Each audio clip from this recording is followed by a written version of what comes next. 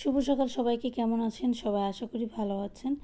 আমরা মোটামুটি সবাই ভালো আছি। ইদানিং একটু বেশি ভালো আছি, কারণ দেখতেই তো পাচ্ছেন সবাই মিলে একসাথে কিছু মুহূর্ত কাটাচ্ছি। এই মুহূর্তের আনন্দই আলাদা। সকালবেলা ঘুম থেকে উঠে সবাই মিলে একটু টিভি দেখতেছি। তো আজকে সকালবেলার খাবার দাবার বা দুপুরে রান্নাবান্নার তেমন কোনো চাপ নেই। আগের দিন গেছে ঈশানবাবুর জন্মদিন, তো জন্মদিনে অনেক কিছুই রান্নাবান্না করেছিলাম। এখানে সকালবেলার জন্য আমি বেগুন পোড়া করতেছি, তার সাথে টমেটো পুড়তেছি। টমেটো আর বেগুন একসাথে পুড়ে ভর্তা বানাবো, কারণ সকালবেলার খাবারে আজকে হচ্ছে স্পেশাল খাবার। তার জন্য কিছু উপকরণ রেডি করতে হবে স্পেশাল খাবার তৈরির জন্য। এখানে মা হচ্ছে বাড়িতে থেকে আসার সময় অনেকগুলো শাক নিয়ে আসছে। এটা হচ্ছে নইটা শাক, হেঞ্চি শাক, মানে পাঁচমিশালি শাক আর কি। তো ওইটা আজকে ভাজি করব। তো এটা ধুইতেছি। এই শাকটা খেতে এত মজা হয়, এটা একমাত্র আমরা যারা চিনি এবং খেয়েছি তারাই জানি। এই শাকটা খেতে ভীষণ ভালো, আর এটা সব সময় পাওয়া যায় না, এটা একমাত্র সরিষার সিজনেই পাওয়া যায়। এখন কিন্তু আপনি এই শাকটা খুঁজে পাবেন না, কারণ এই শাকটা হচ্ছে সরিষা ক্ষেতের মধ্যে। তারপর হচ্ছে এখানে মাকে দায়িত্ব দিয়েছি ভর্তা মাখার জন্য। বেগুন পুড়ি দিয়েছি, সাথে দিয়েছি একটা টমেটো পুড়া, আর হচ্ছে শুকনো মরিচ। এখানে বেগুনটাকে পুড়ে তারপর হচ্ছে ভেতরের কোনো পোকা টোকা আছে কি না সেইটা চেক করতেছি। তো মার হাতের ভর্তা খেতে ভীষণ ভালো লাগে। আগে থেকেই মার হাতের ভর্তা একটু বেশি ভালো হয়, যার কারণে যখন মা এই বাসায় আসে তখন মাকে দিয়ে ভর্তা মাখাই। আজকে দুপুরবেলা রান্নাবান্নার কোনো চাপ নেই, কারণ হচ্ছে আগের দিনের সব রান্না করা খাবার রয়ে গেছে। তো ওই খাবারগুলোই দুপুরবেলা বের করে একটু গরম করব। এর জন্য আজকে রান্নাবান্নার চাপ অনেক কম। তো এখানে সকালেরটা এখন রেডি করতেছি। তো সকালে কি খাবো আপনাদের তো বলেই দিলাম, বেগুন পোড়া, টমেটো পোড়া, সাথে হচ্ছে পান্তা ভাত। গতকালকে জন্মদিন করার পরে, মানে জন্মদিন সন্ধ্যাবেলায় যে পালন করছিলাম, তখন কেক খাওয়া হয়েছে, নাস্তা খাওয়া হয়েছে, যার কারণে রাতের বেলা অনেকেই খেতে পারেনি। তো সেই খাবারগুলো সব ফ্রিজে রেখে দিয়েছিলাম। এত পরিমাণ খাবার আছে যে আজকে রান্না করার প্রয়োজনই হবে না, তাই আজকে আর রান্না করব না, শুধু দুপুরবেলার গরম করব খাবারগুলো। এমনিতে বেগুন পোড়া দিয়ে পান্তা ভাত খেতে ভীষণ ভালো লাগে। কে কে পছন্দ করেন একটু জানাবেন তো। আর এখানে হচ্ছে সেই মাছ ভাজি ছিল, ওইটা গরম করে নিছি, পান্তা ভাত দিয়ে খাবো। তো সকালের খাবার হচ্ছে মাছ ভাজি, বেগুন পোড়া, আর হচ্ছে পান্তা ভাত, সাথে নিয়েছি পেঁয়াজ কাঁচামরিচ।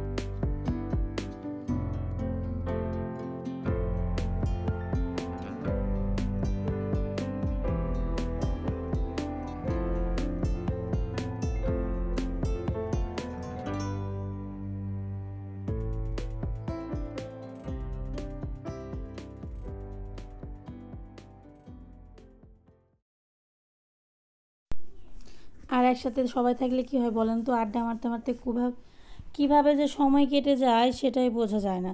তো সকালবেলা উঠে সবাইকে বলতেছি তাড়াতাড়ি খাওয়া দাওয়া শেষ করো, কিন্তু সবাই অলসতা করে সকালের খাবার খেতে খেতে বেজে গিয়েছিল 10টার মতো। যেহেতু আজকে রান্নাবান্নার চাপ নেই, এর জন্য সবাই একটু মানে আরাম করছি। সকালবেলা উঠে সবাই মিলে টিভি দেখেছি, তারপর আড্ডা মেরেছি, এখন 10টা বাজে, এখন খেতে বসছি। তো খাওয়া দাওয়া শেষ করে আজকে ভাবতেছি একটু বাইরে যাব হচ্ছে হালকা পাতলা টুকটাক কেনাকাটা করার জন্য।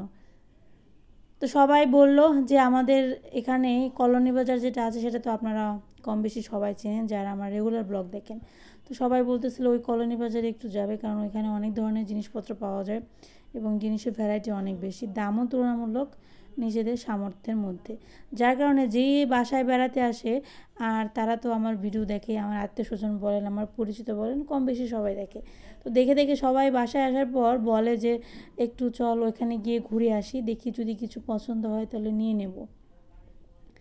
আর একটা জায়গা থেকে আরেকটা জায়গায় আসলে তাহলে কিন্তু একটু ইচ্ছা করে সেখানকার বাজার ঘাটে একটু ঘুরে দেখি, সেখানকার কাপড় চোপড় বা জিনিসপত্র কেমন সেগুলো একটু দেখি। তো সেই হিসাব করতে গেলে দেখা যায় যে কোনো জায়গায় আসলে ওই বেড়াতে একটু যেতে হয়, মানে কেনাকাটা করার জন্য একটু বাইরে বের হতে হয়। আর ইদানিং এত বেশি গরম পড়তেছে কি বলবো, আপনাদের ওখানে গরম পড়ছে কিনা অবশ্যই কমেন্ট করে জানাবেন। তো আমাদের এখানে অনেক বেশি গরম, এত গরম সত্যি কথা বলতে এখনও পর্যন্ত তো গরমের সিজন ওইভাবে শুরুও হয়নি, কিন্তু তারপরেও এত বেশি গরম পড়তেছে সত্যি এবছর মনে হয় অনেক গরম পড়বে।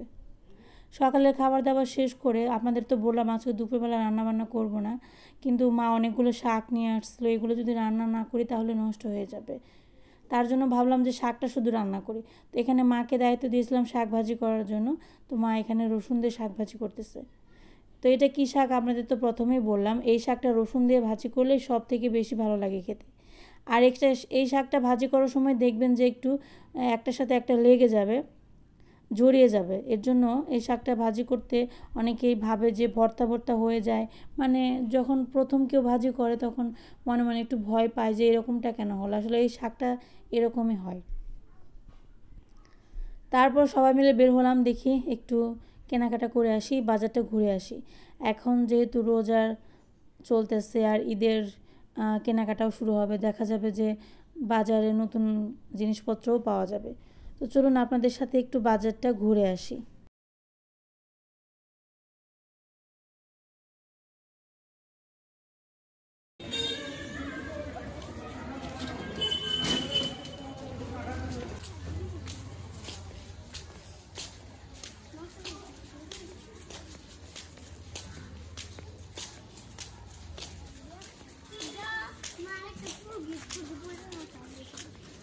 ফুল কারা গিফট করছে?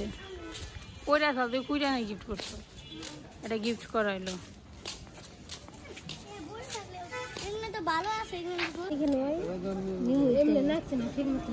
হ্যাঁ লাগছে, একদম ঠিক মতোই লাগছে। সুন্দর আছে, হ্যাঁ এটি ভালো আছে, উডির এটি ভালো। কিরে তো এটি এটি পছন্দ হয়েছে তোর? এই কালার এটা হচ্ছে গোলাপি, তো সুন্দর বোকা, গোলাপি কালার নেই, এটা তো বাড়িতে আরো কালো হয়ে যাবে বোকা। কোনটা কালো হয়ে যাবো? এই যে এই কালার নোংরা বললে নষ্ট হয়ে যাবে, এই কালার সুন্দর বুঝাইতেছি। ও কোনটা নিতে চায়? কোনটা নিবা? গোলাপিটা তো সুন্দর। হ্যাঁ ওটা তো সুন্দর মামা, ওটা লো। এ দাম কনাকে টাকা দেন মানে কি দাম কত? এইটুকু জুতার দাম 340 টাকা হইলে কেমন? হিল জুতা, হিল জুতা দেখিছে 360 হলে কি? ওইটার মধ্যে দেখছেন কত ডিস্কো ডিজাইন আছে। 450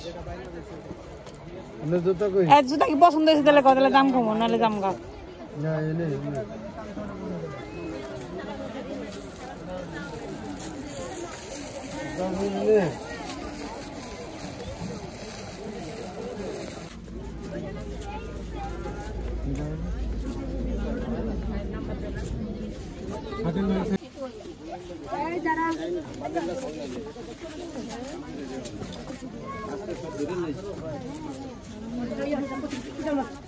এই জুতা কত করে ভাই? 350 কম কত? এই 200 এটা হইছে দেখুন কত হয় দাম কইছেন এটা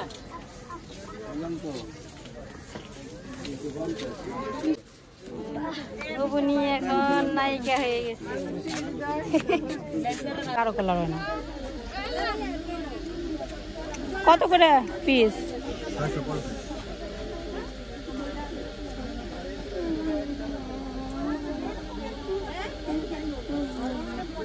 পছন্দ হয়েছে? দাম কম নাহলে দাম কেন? আর আমার কাছে এটা ভালো লাগছে।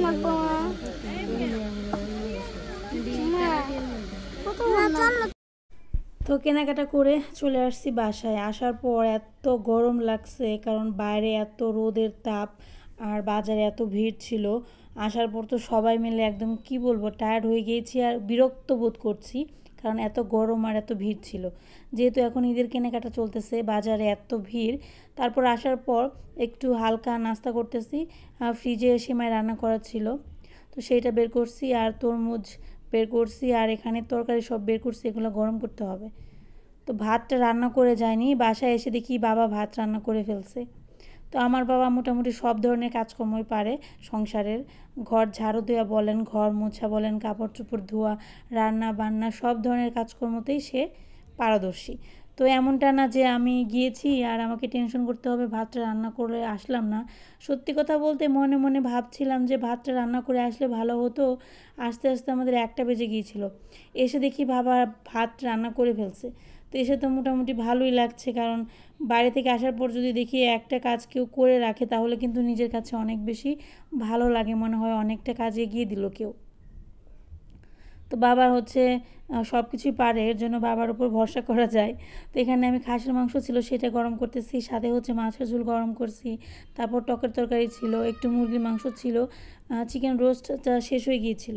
তো মোটামুটি সবগুলো আইটেমই প্রায় ছিল। তো এগুলো এখন গরম করতেছি দুপুরবেলা খাওয়া দাওয়া করার জন্য। তো আমাদের যেহেতু আস্তে আস্তে একটু দেরি হয়ে গেছে, আমি স্নান করে গিয়েছিলাম, বাচ্চাদের স্নান করানো হয়েছে, এখন শুধু দুপুরের খাওয়াটা শেষ করব। তো দেখেন মাছের ঝোলটা গরম করছি, এখানে চচ্চড়ি আছে, শাক ভাজি করা হয়েছে, মাংসের ঝোল 2 রকমের, আর সাথে চাটনি ছিল। এখন বলেন এতগুলো খাবার যদি রান্না করা থাকে তাহলে কি আর রান্না করা সম্ভব? এর জন্য রান্নাবান্না কিছু করিনি। তো দুপুরে খাওয়া দাওয়া শেষ করে সন্ধ্যাবেলা নাস্তায় আজকে খেলাম ইফতার, বাইরে থেকে কিনে আনা হয়েছিল, যেটা প্রায়ই খাওয়া হয় বিশেষ করে এই দিনগুলোতে। তো আজকে অনেক কিছুই করলাম, কিছু কেনাকাটাও করলাম, সবাই মিলে আড্ডা দিলাম, রান্নাবান্না ছাড়া ভালোই দিনটা কাটলো। তো আপনাদের কেমন লাগলো আজকের ভিডিও কমেন্ট করে জানাবেন। সবাইকে অনেক অনেক ধন্যবাদ। দেখা হবে পরবর্তী কোনো নতুন ভিডিওতে। সবাই ভালো থাকবেন, সুস্থ থাকবেন, সবাইকে টাটা বাই বাই।